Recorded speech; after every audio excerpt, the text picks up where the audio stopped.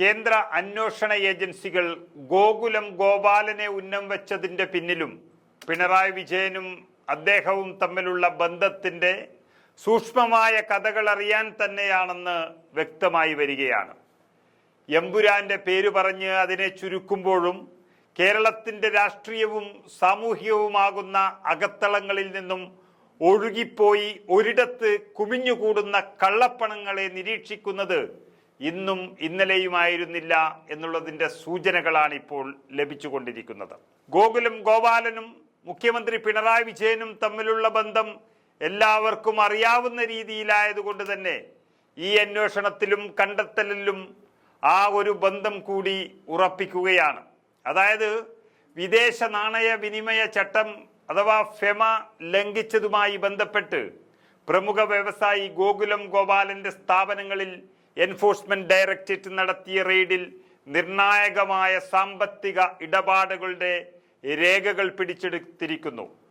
അതിനോടൊപ്പം തന്നെ 1.5 കോടി രൂപയും പിടിച്ചെടുത്തതായി ആണ് മാധ്യമങ്ങൾ നൽകുന്ന സൂചന. ചെന്നൈ കോടമ്പക്കത്തെ ഓഫീസിലും വീട്ടിലുമായി 14 മണിക്കൂർ നീണ്ടുനിന്ന പരിശോധന ഇന്ന് പുലർച്ചെ 4 മണിയോടെയാണ് അവസാനിച്ചത്. ആ ഗ്രൂപ്പ് ചെയർമാനായ ഗോകുലം ഗോപാലനെ കോഴിക്കോടും ചെന്നൈയിലുമായി ED 7.5 മണിക്കൂറോളം ചോദ്യം ചെയ്യുകയും ചെയ്തിരിക്കുന്നു. ആ ചോദ്യം ചെയ്യൽ അവസാനിപ്പിച്ചിട്ടില്ല എന്നുള്ള സൂചനയാണ് അന്വേഷണ ഏജൻസികൾ നൽകുന്നത്. എമ്പുരാന്റെ ബന്ധത്തിന്റെ പേരിലാണ് ഈ അന്വേഷണമെന്ന് വാർത്തകൾ ഇങ്ങനെ കൊട്ടിഘോഷിക്കപ്പെടുമ്പോൾ ഒരു കാര്യം അറിയേണ്ടതുണ്ട്. ഗോകുലം ഗോപാലനെ കേന്ദ്ര ഏജൻസികൾ നിരീക്ഷിക്കാൻ തുടങ്ങിയത് ഇന്നും ഇന്നലെയുമല്ല.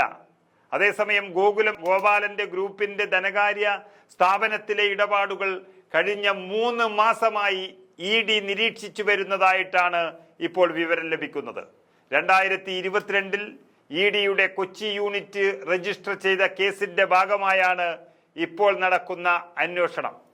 ഇടപാടുകളിൽ സംശയം തോന്നിയതോടെയാണ് റെയ്ഡ് സജീവമാക്കിയതെന്നാണ് ED തന്നെ പറയുന്നത്. സമീപകാല വിവാദങ്ങളുമായി ഈ റെയ്ഡിന് യാതൊരു ബന്ധമില്ല എന്നും ED ഉദ്യോഗസ്ഥർ വിശദീകരിക്കുമ്പോൾ ഈ ബന്ധം പോകുന്നത് മറ്റൊരു തലത്തിലേക്കാണ്. അപ്പോഴാണ് അതിൻ്റെ പിന്നിൽ സംശയങ്ങൾ കൂടുതൽ വർദ്ധിക്കുന്നത്. എങ്കിലും ഗോകുലം ഗോപാലൻ നിർമ്മിച്ച ചില സിനിമകളിൽ നിക്ഷേപിച്ചത് ഫെമ നിയമം ലംഘിച്ച് സ്വീകരിച്ച പണമെന്നാണ് EDയുടെ വിലയിരുത്തലിൽ ഉള്ളത്. ഗോകുലം ഗ്രൂപ്പിന്റെ ധനകാര്യ സ്ഥാപനം പ്രവാസികളിൽ നിന്നടക്കം ചട്ടങ്ങൾ ലംഘിച്ച് പണം സ്വീകരിച്ചുവെന്നും ED പറയുന്നുണ്ട്.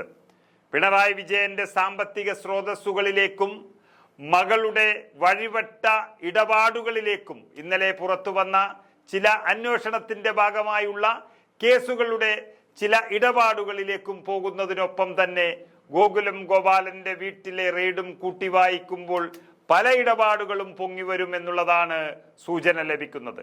പല ഓൺലൈൻ മാധ്യമങ്ങളിലും വന്നതു പ്രകാരം ഗോകുലം ഗോപാലൻ റിമാൻഡിലാണ് എന്നൊക്കെയാണ്. ഏതായാലും നിലവിൽ റിമാൻഡിലായിട്ടില്ലെങ്കിലും കണക്കിൽപ്പെടാത്ത പണം കണ്ടെത്തി എന്നുള്ളത് വാർത്തകൾ വന്നതോടുകൂടി കണക്കുകൾ ഇന്നല്ലെങ്കിൽ നാളെ ചോദിച്ചറിഞ്ഞാൽ അതിൻ്റെ ഉറവിടം അറിയുക തന്നെ ചെയ്യും. അത് പലരെയും ഭയപ്പെടുത്തി തുടങ്ങിയിട്ടുണ്ട് എന്നുള്ളതാണ് വാസ്തവം.